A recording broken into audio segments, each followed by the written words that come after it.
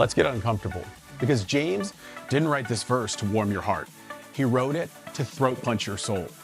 Welcome to OVO, one verse only, one verse, all in, no fluff. This is 5 for Faith, 5 minutes a day. It's a laser-focused hit of truth. Today, we're going full throttle with 5 open and closed loops in James 1:15. And trust me, you can't afford to miss what's coming. James 1:15 says, "Then desire, when it has conceived, gives birth to sin, and sin, when it is fully grown, brings forth death." We're gonna open and close 5 loops: desire, sin, death, sin management, and sin's cost. Loop number 1, desire. Sin's flirtatious first kiss. It all starts with desire. Not some harmless, oh, that's kind of tempting moment. Nah, this is desire wrapping its arms around you like it owns you, whispering, come on, just once. But James says that desire doesn't just wink and walk away. It gets pregnant with sin. Yeah, James just turned your sin life into a twisted baby announcement. You thought it was just a thought, but that thought conceived something, and you're not gonna like what it grows into. Loop 1 closed. What you crave in secret today could become the monster that drags your soul into darkness tomorrow. Loop 2, sin, it's not a phase, it's a monster in the making. You fed the desire, you let it hang out, now it's kicking inside you. Congratulations, you're spiritually expecting. And like any pregnancy, you can't hide it forever.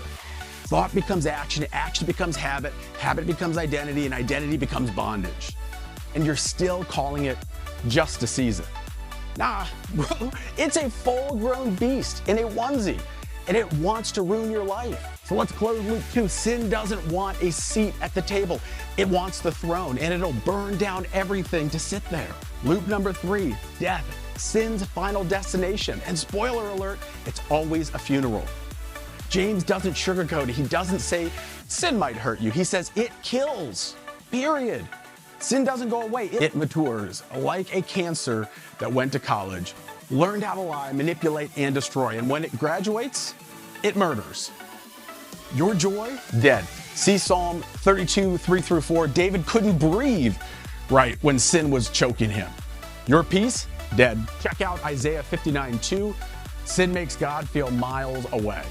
Your testimony, DOA. Check out Romans 2:24.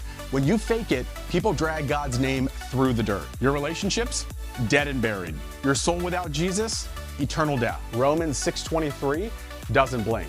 The wages of sin is death. That's not a metaphor, that's a verdict. Loop 3 closed. Death isn't just the end game of sin, it's the invoice for every unchecked desire you let live too long. Loop 4, sin management is a myth. Kill it or be killed. People out here are acting like they can domesticate sin. It's just a little flirt, it's just a little pride, it's just one more time. That's like saying it's just one snake, I let it sleep in my bed, no big deal. You're gonna get bit, you're gonna bleed. Nobody plans to torch their life. They just keep playing with matches. David didn't say, today feels like adultery. Judas didn't say, I'd love to be history's most famous traitor. But they all nursed desire into full-grown destruction. Loop 4 closed. Trying to manage sin is like trying to train a viper. It won't obey. It'll just wait for the perfect moment and strike. Loop 5, sin will cost you more than you ever planned to pay. Here's your cheat sheet on James 1:15. Sin starts in the head. Kill the fantasy before it becomes a felony. You don't manage sin. You either murder it or it murders you. Sin doesn't chill, it only compounds. What you excuse today will enslave you tomorrow. Sin cashes out in death, always. Sin pays minimum wage with a maximum penalty.